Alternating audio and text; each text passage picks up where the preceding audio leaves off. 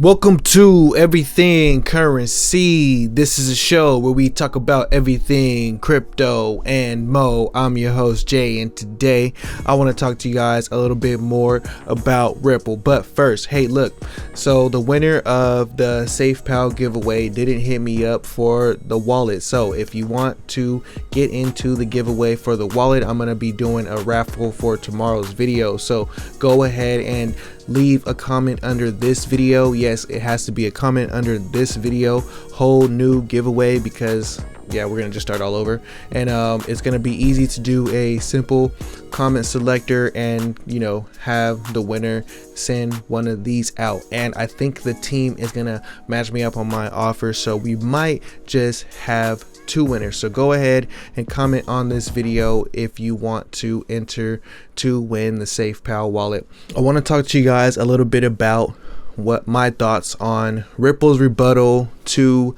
the document that the SEC submitted and the case that's going on between Ripple. I think Ripple might have a good case if some of the things in this document are true. Now, they both have strong cases. SEC came down hard and Ripple came back hard. So it's going to be a good battle. It's going to be fun to watch, and we'll see what happens. And all the while, there's another cryptocurrency that's been kind of sliding up in Ripple's spot. So we'll see how that's going to work out. So first, Bitcoin is at 33,000 as of recording this video. And look, Bitcoin investors will lose everything. The central banker warns. So you guys, we got to sell all of our Bitcoin right now, and we have to get out because it's going to look to this dude, don't listen to these people. They are lying to us about Bitcoin. Everything is set to go off. Like, all of the things are in place for us to just have a more continuation in the bull run, but we shall see. So to the Ripple thing. So Ripple responds to the lawsuit over the sales of XRP. And I went through the document for you guys, so you guys didn't have to go through the 93-page document that Ripple submitted. And to me, a lot of it is just Ripple saying, hey, it's not a security, so we don't qualify. This is not true. This is not a security, so this is not true. It's not a security, so this is not true. This place didn't classify it as a security, so this is not true. So if they actually classify it as security, none of that holds up. But to the point of them basically saying, hey, Ripple's been selling all this XRP on the market, they basically say that it basically shows that throughout the time that these sales were going on, so Ripple admits that some of the sales were happening of XRP. They also admit that different people were given Ripple instead of fiat as payment for certain things. So I don't know if that violates the securities laws or not, if they're giving Ripple as payment. But they, like, for example, they gave Brad Garlinghouse a 250 million Ripple bonus. So I'm not sure if that's against the rules or anything. I think it's just a bonus of their token or whatever. So but through the whole thing, they basically said that, look, such sales constituted less than 0.4% of the total XRP transaction volume. So if they can prove that, which everything should be on the Ripple net or whatever they use, the whatever blockchain system they use, they should be able to prove that the transaction volume never went over like 0.4%, and that would be good for some of the badder things that were in that complaint that the SEC had. They could just say, hey, look, we weren't even selling that much. There was actually organic sales going on. They talk about how XRP is completely decentralized, so a lot of these things don't matter. That's what a lot of this stuff goes through right here. There was another line.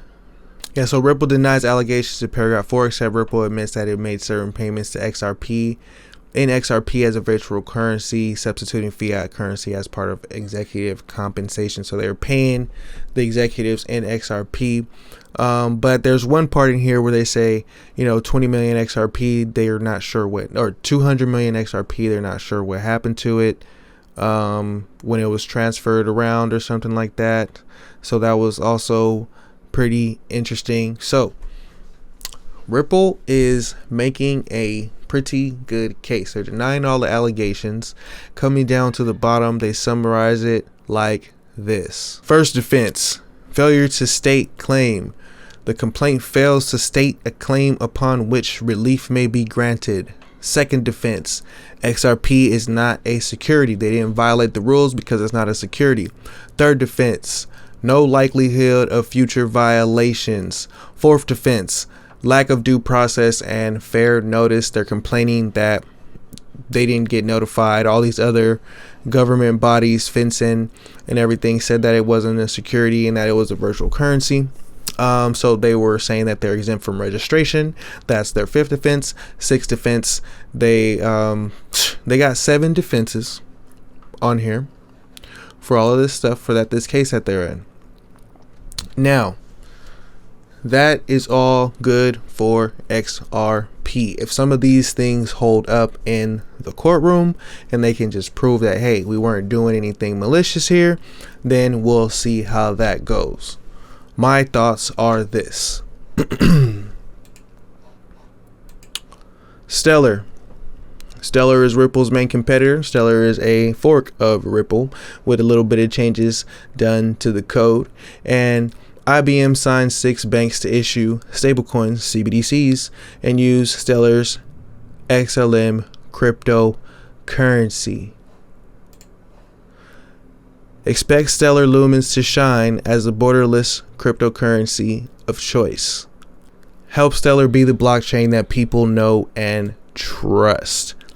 Now, trust is the most important word in all of this. Can people trust XRP to build their digital assets? Can they trust them? I don't know.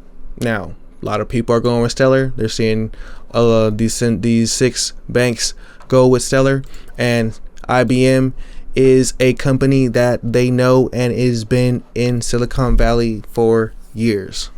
So XRP is up 3%. We'll see if they can get through this. I know the XRP army is tough, so I do think that XRP is gonna move and have volatility no matter what, because they have a group of people who are into it and it's part of the market and people trade it. So let me know what you think about these new developments. And they're not really new. Ripple's been denying it this whole time, been saying the same thing this whole time. But it's cool that they went through each line of the complaint and had a rebuttal for every single line. But most of them just said, hey, look, XRP is not a security, so we don't have to answer this question.